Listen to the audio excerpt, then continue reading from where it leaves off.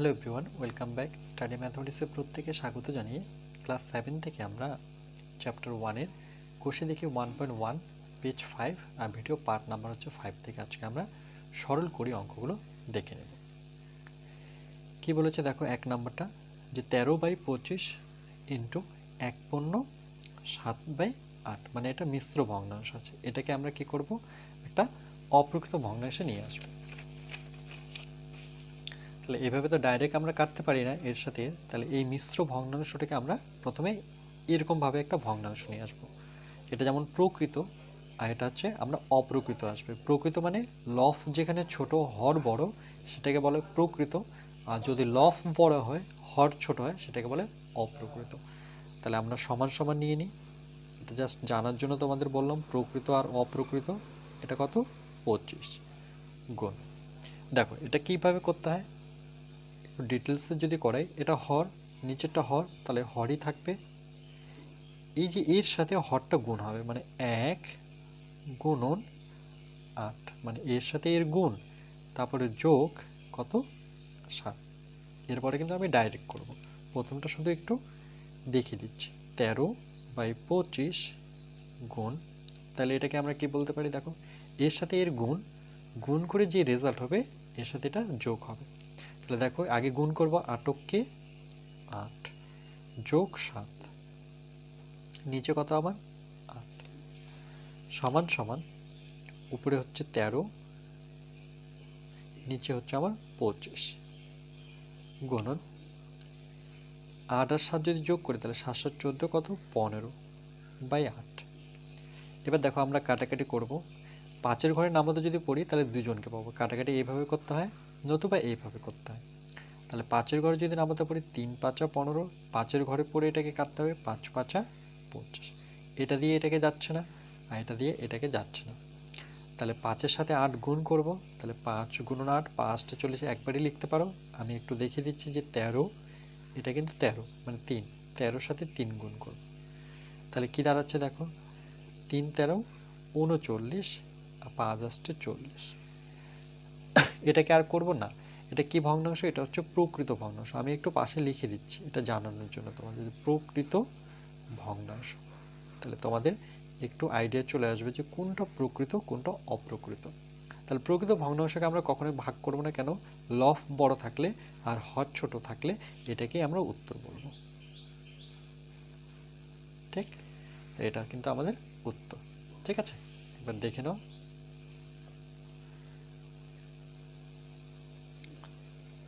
চলো আমরা এর পরেরটা করব। এর পরেরটা দেখো, 2 নাম্বারটা কি বলেছে, বলেছে এই যে এরকম দেখতে পাচ্ছি এটাকে বলে মিশ্র ভগ্নাংশ। ঠিক আছে, এইগুলোকে মিশ্র ভগ্নাংশ বলা হয়। 2×5=8, 2×2/21 এভাবে পড়তে হয়।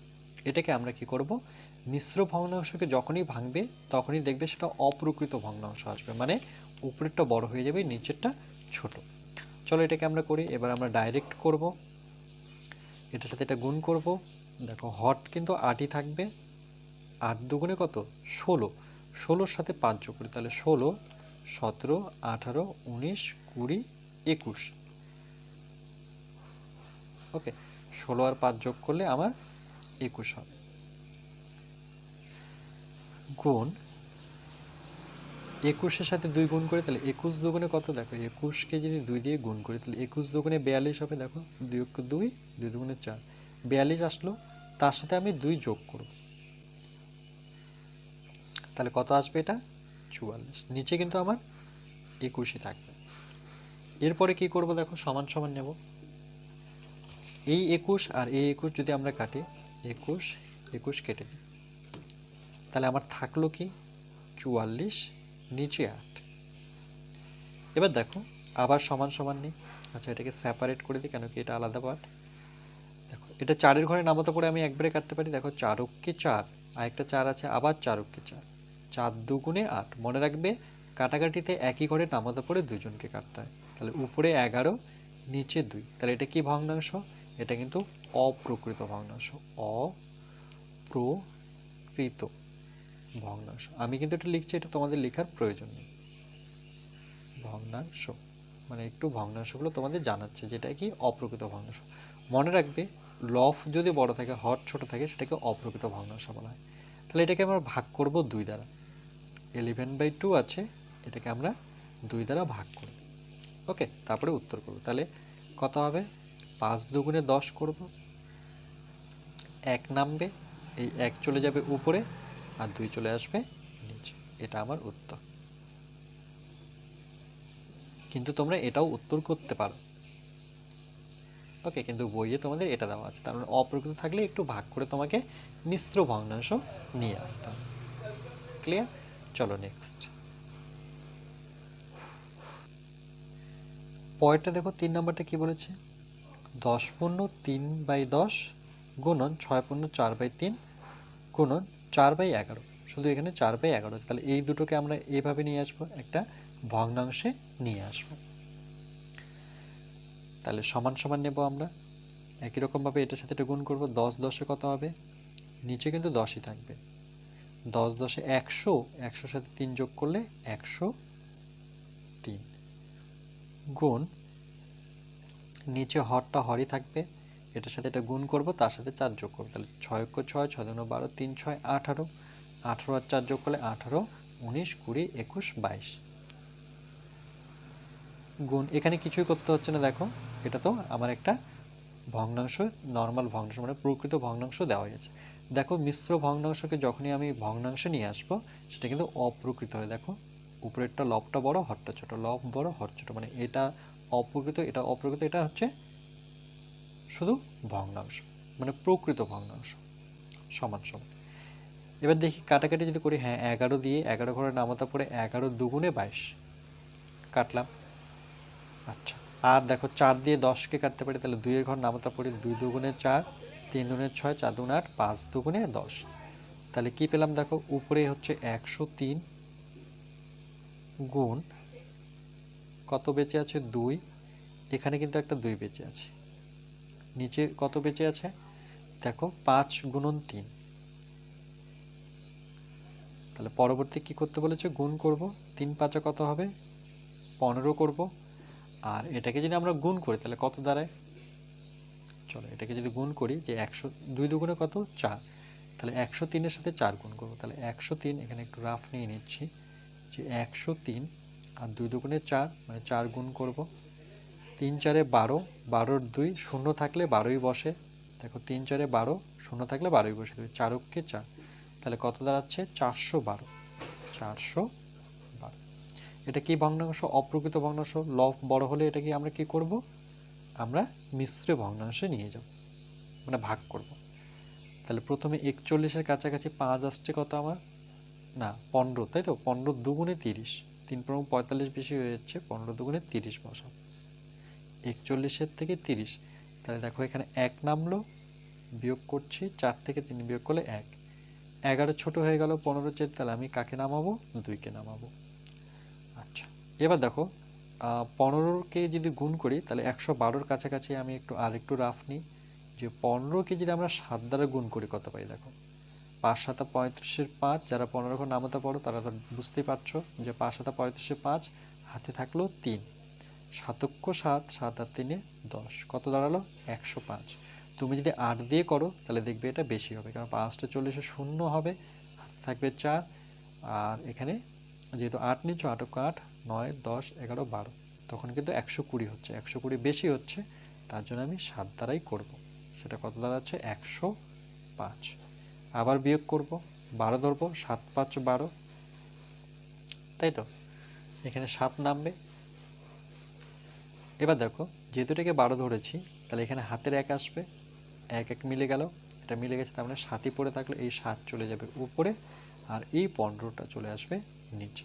তাহলে এটার উত্তর আমি কত লিখতে পারি? যে 27 পূর্ণ 7-এর 5, এটা হচ্ছে আমার সঠিক উত্তর। ক্লিয়ার?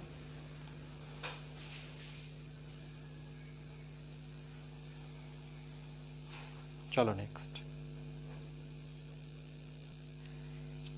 এরপরে দেখো আমরা 4 দাগেরটা করব। কি বলেছে? 0.025 গুণ 0.025, 2, মানে এখানে বোঝাই যাচ্ছে এটা গুণ করতে বলেছে। তাহলে এটাকে আমরা কি করব, এখানে একটা সমান সমান নিয়ে নিই। এটা অনেকভাবে করা যায়, এখানে সমান সমান নিলাম। এই গুণটা আমি কিন্তু পাশেই দেখাতে হবে, ঠিক আছে? অন্য খাতায় দেখালে হবে না, যেই খাতায় তোমরা পরীক্ষা হলে করবে সেখানেই তোমাকে পাশে করে দেখাতে হবে। তাহলে 0.025, তারপরে বসাবো 0.02। দেখো তুমি এই দিক থেকে বসাও 2, 0, দশমিক, এটা মেলাতে হবে না, জাস্ট তুমি লিখে যাও পিছন দিক থেকে। এবার এটাকে গুণ করো। তাহলে দেখো 5 দুগুণে 10-এর 0, হাতে 1, 2 দুগুণে 4 আর একে 5, 2 0 0 2 0 0। এখন দশমিকগুলো ভুলে যাও, গুণ করার সময় দশমিক দিতে হবে না। এই ঘরটাকে আমরা কেটে দিই সাধারণত, বা 0 দিতে পারো। 0 দিয়ে করলে 0, 0কে 0, 0কে 0, 0কে 0। এবার এটাকে কাটবো, কেন কি আমি এই ঘরে চলে আসবো। 0কে 0, 0কে 0, 0কে 0। দেখো 0 দিয়ে কোনো সংখ্যাকে গুণ করলে সেটা শূন্যই হয়। এবার এগুলো যোগ করতে হয়। এবার যদি যোগ করে কত দাঁড়াচ্ছে দেখো, এটা 0 নামবে, 5 আর 0 যোগ করলে 5 নামবে, এটা 0 নামবে, 0 0 0। এবার দশমিক গণ। দেখো এখানে 2 ঘর আগে দশমিক আছে, 3 ঘর, 1 2 3, তাই তো? আর এখানে 2 ঘর, 1 2, তাহলে টোটাল ঘর কত হলো? দশমিকের আগের ঘরগুলো গণো। তাহলে টোটাল কত ঘর আগে দশমিক বসাতে হবে? 1 2 3, এদিকে 3, এদিকে 3 4 5, টোটাল কিন্তু 5 ঘর আগে দশমিক বসাবো। তাহলে গণি 1 2 3 4 5, ঠিক আগে বসাবো আমরা দশমিক। ওকে, তাহলে এটার উত্তরটা কী হবে? যে 0 দশমিক, কটা শূন্য? 3টে শূন্য, 0 0 0 5। এবার জিজ্ঞেস করতে পারে যে শূন্যটা কেন নিলাম না? কেন কি দশমিকের পরে শূন্য লেখা না লেখা সমান। ওকে, এটাকে আমরা পরবর্তীতে, দেখো এটাকে আমরা পরবর্তী লিখতে পারি যে 0.0005। আমি শূন্য বসাতেও পারি, নাও বসাতে পারি। তোমরা যদি এখানে বসিয়ে দাও তবুও কিন্তু একই উত্তর হবে। বুঝতে পেরেছ? এটা হচ্ছে আমাদের গুণ। ক্লিয়ার? শুধু একটু গুণ করতে জানতে হবে, একদম সহজ।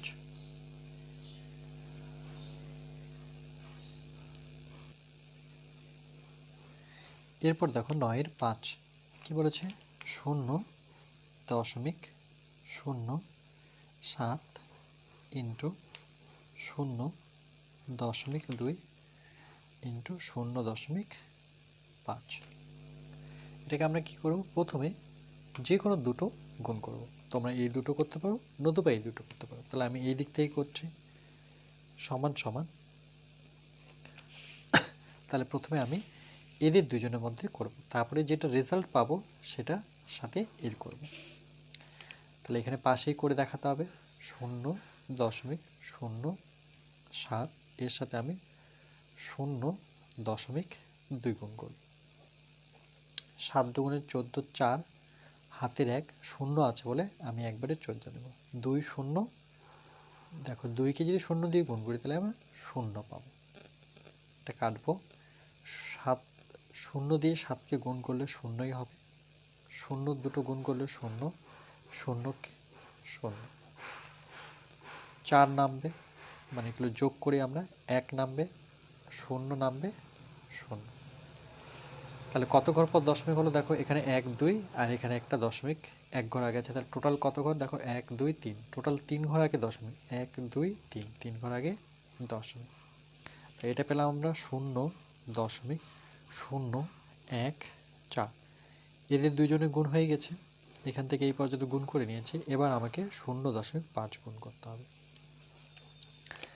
এর সাথে আমরা 0.5 আবার গুণ করব। 4 5 20, 0,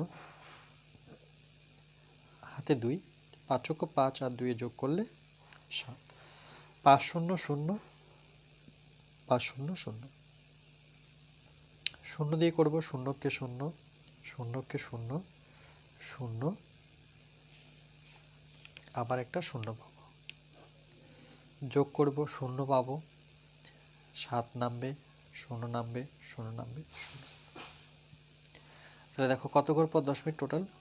1 2 3 4। তাহলে 1 2 3 4, 4 ঘর আগে দশমিক।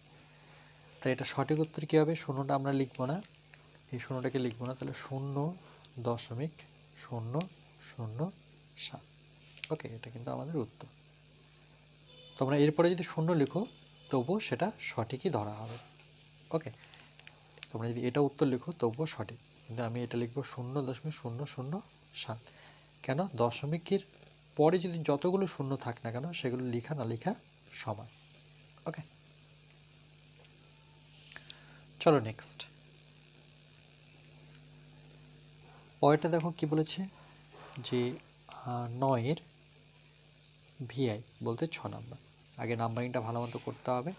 0.029, 0.029, তার সাথে গুণ করব 2.5, তার সাথে গুণ করব 0.002।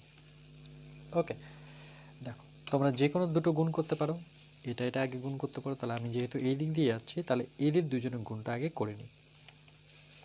তাহলে এখানে পাশেই গুণ করে নিই, যে 0.029, এর সাথে আমাকে 2.5 গুণ করতে হবে। তাহলে দেখো কি পাবো, 5 লং 45-এর 5 পাবো, হাতে থাকছে 4, 5 দুগুণে 10, 10 আর 4 যোগ করলে 14, 4 যেহেতু শূন্য আছে তাহলে একবারে 14 বসিয়ে দেবো। আর এটার সাথে এটা গুণ করবো না, একবারে আমি এখানে চলে যাবো, 5 0 0, এটাকে কাটবো। 9 দুগুণে 18, 8, হাতের 1। ওকে, এখানে হাতের 1, যেহেতু 9 দুগুণে 18, 2 দুগুণে 4 আর একে 5। ওকে, তারপরে দেখো 2 0 0 2 0 0। ওকে, এবার এটাকে আমরা কি করব, যোগ করব। তাহলে এখান থেকে 5 নামবে, আর 8 আর 4 যোগ করলে 12, 12 2 হাতের 1, তাহলে 5 6 আর একে 7, এখানে 0 0। ওকে, 5 8 4 12 2 হাতের 1, 5 6 7। তাহলে আমরা কত করে আগে দশমিক বসাবো? দেখো এখানে দশমিক ছিল 3 ঘর আর এদিক থেকে 1 ঘর, তাহলে টোটাল 4 ঘর, 1 2 3 4। তাহলে আমরা পেলাম 0.00725 গুণ, আবার এটা তার সাথে গুণ করতে হবে 0.002। ওকে, এক লাইন ছেড়ে আমরা গুণটা করব। তাহলে দেখো আমরা এই গুণটা যদি করি তাহলে এটার সাথে করব যে 0.00725, এর সাথে আমাকে গুণ করতে হবে। এটা পিছন দিক থেকে লিখি 2 0 0.0। তাহলে দেখো এটা যদি করি, 5 দুগুণে 10 0, হাতের 1, 2 দুগুণে 4 আর একে 5, তারপর 7 দুগুণে 14, একবারই বসবে যেহেতু শূন্য আছে, আর 2 0 0। তাহলে 1 2 3 4 5, এটাকে কেটে দিই, শূন্য দিয়ে করব, কটা শূন্য আসবে, 1 2 3 4 5টা, 1 2 3 4 5। আবার শূন্য দিয়ে করলে 5টা শূন্য, 1 2 3 4 5, এক করে বাড়ছে তাই না? আবার শূন্য দিয়ে করব, 1 2 3 4 5। ওকে, এভাবে 5টা করে শূন্য আসবে। ওকে, এবার যদি আমরা যোগ করি দেখো, তাই এটা শূন্য নামবে, 5 0 0, এটা 4 নামবে, 1 নামবে, 0 0 0 0। আচ্ছা, এবার যদি আমরা দশমিক গণি, কত ঘর হচ্ছে দেখো, 1 2 3 1 2 3 4, তাহলে 4 আর 3 7, তাহলে 1 2 3 4 5 6 7। ওকে, আরেকবার দেখে নিই, 1 2 3 4 5 6 7, 7 ঘর আগে দশমিক মানে এখানে হবে। তাহলে এটা হবে 0.1 2 3টা শূন্য, 1 2 3টা শূন্য, তারপর হচ্ছে 1 4 5, 1 4 5। আমি শূন্যটা লিখতেও পারি, নাও লিখতে পারি, কারণ দশমিকের পরে শূন্য থাকলে আমি লেখা না লেখা সমান হয়ে যায়। ওকে, তাহলে এই হচ্ছে আমাদের গুণ। বুঝতে পেরেছো নিশ্চয়ই? তার জন্য একটু গুণটা ভালো মতো জানতে হবে। আর মনে রাখবে যে এখানে অনেকজনে ভুল করে যে 1 2 3 4 4 ঘর আগে দশমিক দিয়ে দেয়, কিন্তু না, এখানেও তো দেখো 3 ঘর আছে, তাই না? 1 2 3, তাহলে এখানে 4 ঘর, এখানে 3 ঘর, তাহলে টোটাল কত হলো? 7 ঘর। তাহলে গুনতে হবে 1 2 3 4 5 6 7, ঠিক আগের দশমিক বসাও। এবার দশমিকের পরে যদি আমি কোনো শূন্য দেখতে পাই সেটা লিখতেও পারি, নাও লিখতে পারি। ওকে, যেমন এটার রেজাল্ট আমি লিখবো 0.0000145, দুটোর মানে কিন্তু একই বোঝায়। ওকে, এরপরে আমরা নেক্সট পার্ট, এরপরে পার্ট নাম্বার আমরা 6-এ বাকি অঙ্কগুলো দেখে নেব।